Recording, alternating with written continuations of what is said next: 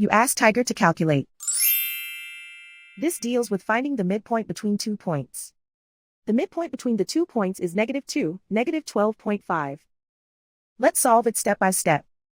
Plot the 2 points and calculate the midpoint using the formula. The coordinates of point 1 are, x1 equals -7, y1 equals -18. The coordinates of point 2 are, x2 equals 3, y2 equals -7. PM represents the midpoint of the 2 points.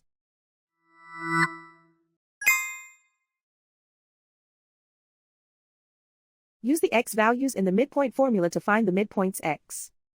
x1 equals -7. x2 equals 3.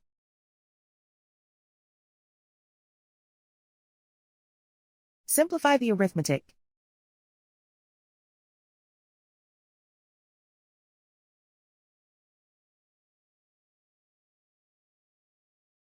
Use the y values in the midpoint formula to find the midpoints y. y1 equals -18.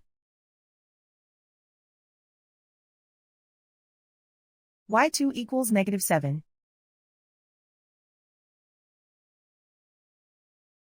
Simplify the arithmetic.